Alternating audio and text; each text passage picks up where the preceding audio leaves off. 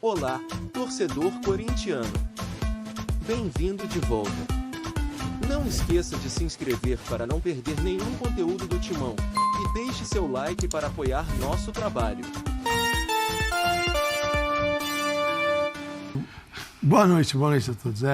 Você faz todo sentido o seu início, porque a diferença, a gente só olha para o placar, a gente no Brasil analisa o jogo pelo placar e pela emoção da partida. Então a partida com 8 gols, ela é emocionante, porque algo aconteceu ali. Ou ela foi no topo da organização e gerou emoção e muitos gols, ou ela foi um jogo aleatório, desorganizado e tal. Infelizmente, é a segunda opção, né? Foi um jogo assim, se você olhar só para o placar, você não olha para o jogo, só analisa placar, tudo bem. Como a nossa missão profissional é olhar para o jogo, porque se a gente não olhar, não entende o que nós estamos fazendo aqui, eu sou obrigado a dizer que foi um negócio assim, amigos do Renato Augusto contra amigos do Soares. E né, foi o que a gente viu ali.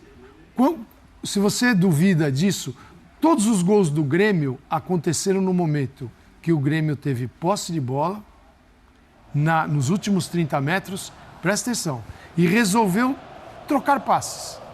Não, isso é 1-2, né? Esse é 1-2. É o básico do futebol. Ó, esse é o primeiro. Toca, e passa para receber a devolução. Com uma facilidade. O Grêmio faz 2-0 e larga completamente o jogo. Abandona. Fala assim, putz, agora aqui atrás nós vamos fazer meia dúzia no Corinthians. E aí tem uma virada épica. E aí o Corinthians faz aos 45, aos 49, aos 51.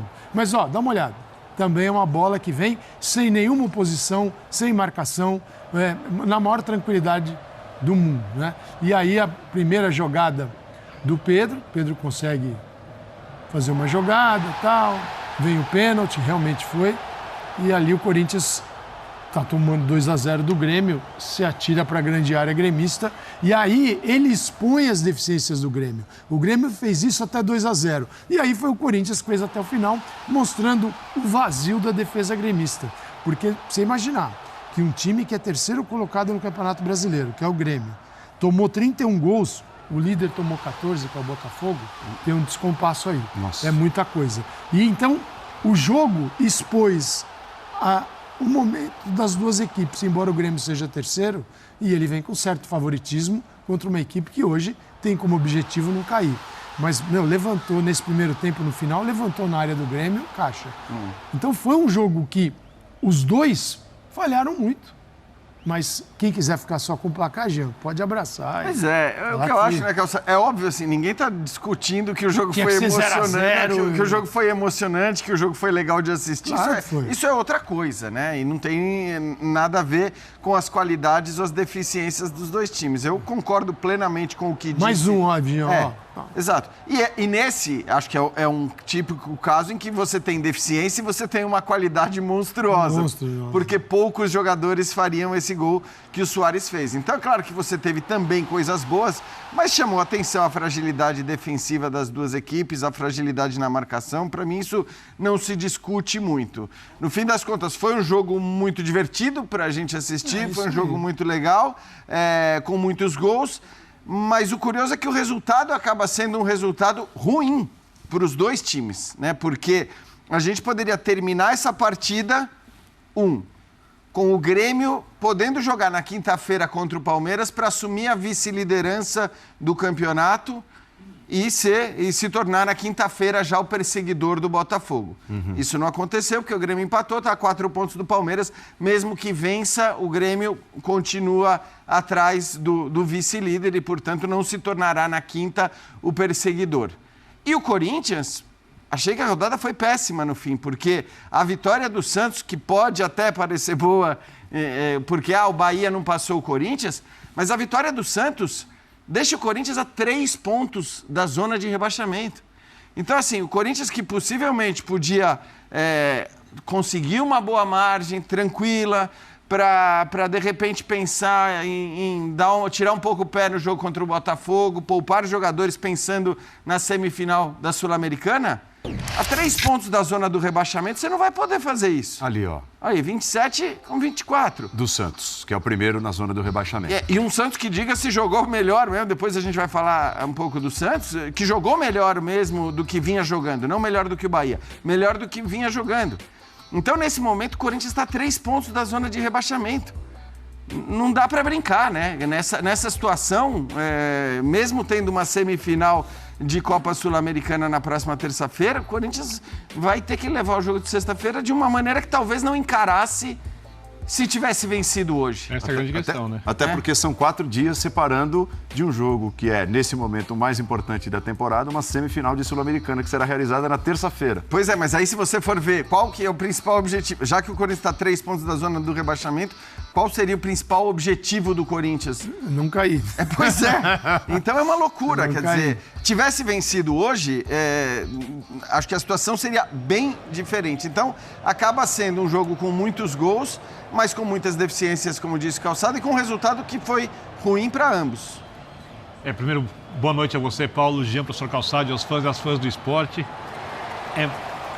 Olha, esse Campeonato Brasileiro, eu acho que tá completamente maluco, né? Você sabe quem é o líder do Campeonato Brasileiro fora de casa? É o Flamengo, que tomou em 12 jogos 21 gols, o mesmo número de gols que o Grêmio. Fora de casa. Fora de casa. Líder fora de casa, só campanha fora de casa. Tomou 21 fora de casa. Fora de casa, que é o mesmo número de gols do Grêmio, 11º colocado fora de casa, né? Aí você vê um jogo desses. Você olha o Corinthians jogando desde a chegada do Luxemburgo e você vê um time cheio de defeitos, como é o Grêmio. Mas o Corinthians em casa perdeu só uma vez. Tudo bem que deu 4, empatou 6, mas perdeu só uma vez. Ou seja, você olha 11 jogos do Corinthians em casa e fala, é difícil ganhar do Corinthians jogando em Itaquera. Tá difícil o Corinthians ganhar também, né? Mas é difícil ganhar do Corinthians jogando em Itaquera. E você olha o jogo de hoje, primeiro tempo o Grêmio abre 2-0 com, como disse o Calçade, com toque de bola, com bastante superioridade, com jogo de imposição.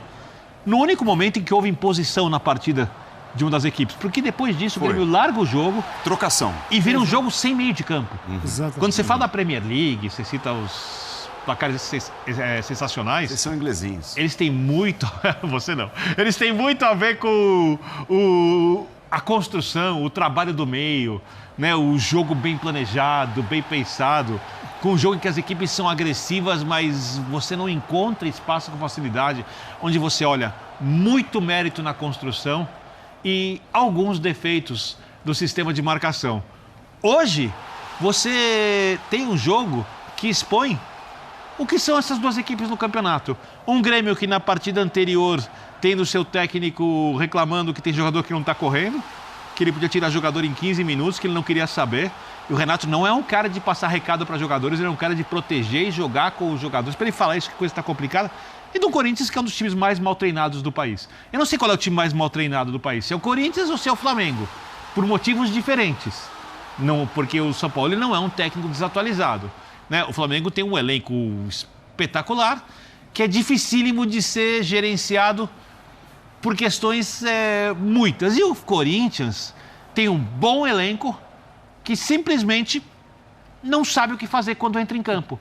Porque um Corinthians arrancar um 3-2, eu repito, de maneira épica do primeiro tempo, inesperada, depois de tomar 2-0, e voltar frágil no segundo tempo, não tem nada a ver com a marca histórica do que é o clube atuando dentro de casa.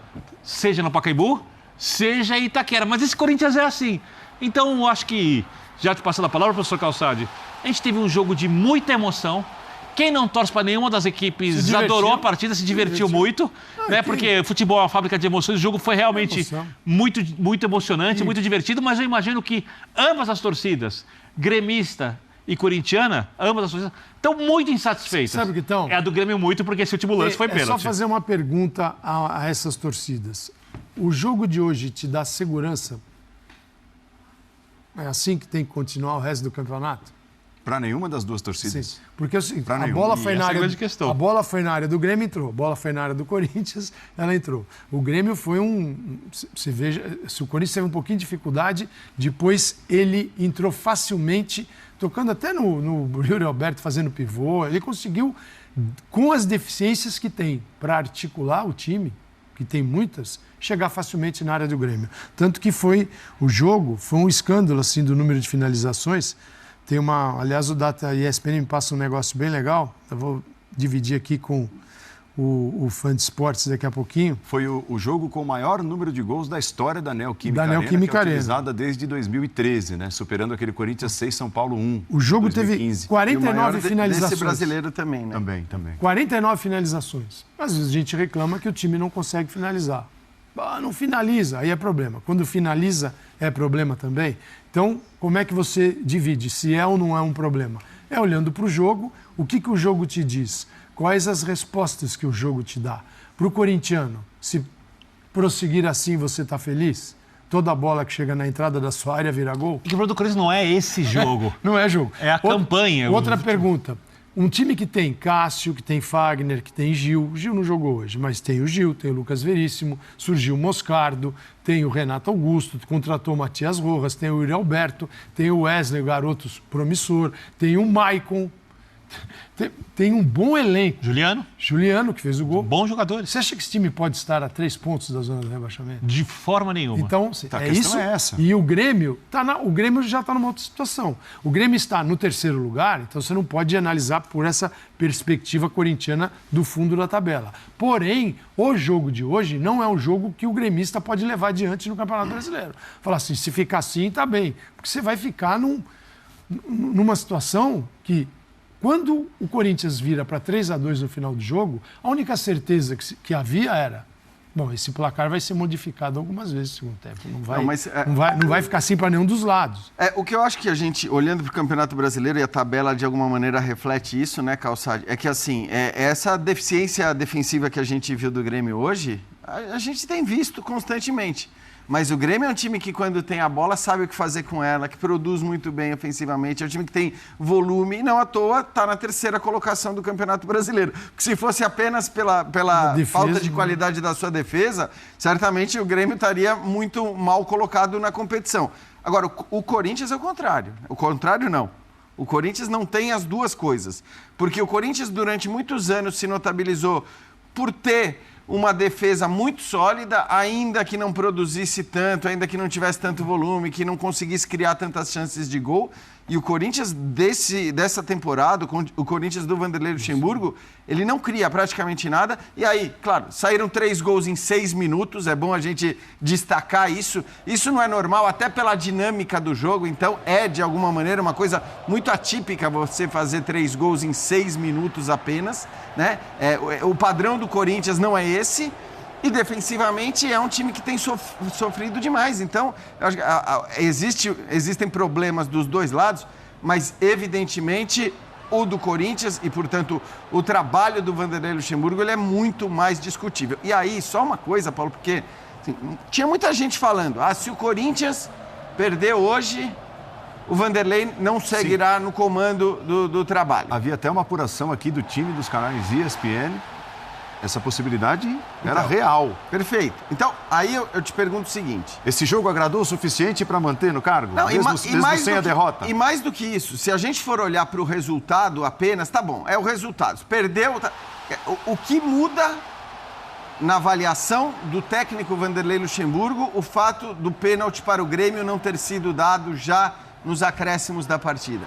Porque se o pênalti é dado, possivelmente o Grêmio faz o 5º gol, vence a partida e aí o Vanderlei cai. Se o jogo termina 4-4, tá tudo certo, tá tudo bem, houve uma evolução e o Vanderlei não cai.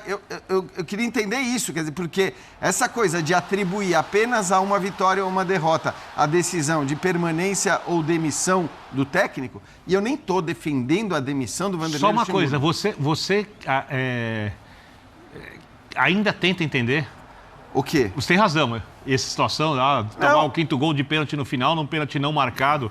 Você acha que foi pênalti? Eu acho que foi pênalti. Eu também acho que foi pênalti. Eu acho que estava aberta a asa. Mas independentemente de ter sido pênalti ou não, se faz, cai, não cai.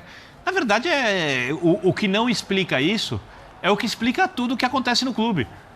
Um clube que tem capacidade de arrecadação quase igual ao do Flamengo, que deveria contratar os principais jogadores com uma certa facilidade, que deveria disputar os pontos corridos sempre na parte de cima da tabela, e que desde a saída do Tite com exceção uma temporada do Carille, quando quase ninguém acreditava e consegue um campeonato brasileiro mais do que merecido, para mim o mais difícil da história do clube, nunca mais conseguiu ter uma gestão consistente para disputar os campeonatos à altura de 30 milhões de torcedores, que no futebol, onde o dinheiro pesa acima de tudo, deveriam ser suficiente para o time ser, no mínimo, o segundo principal investimento em atletas em toda a temporada. Então, o que não explica isso o que explica tudo isso, sem segredo. Até, na conversa, você acha que não é o caso do Vanderlei Luxemburgo ser demitido? Não, eu acho, primeiro, para mim... Põe-se no lugar do gestor. Tá claro que o Vanderlei Luxemburgo não será o técnico do Corinthians em 2024.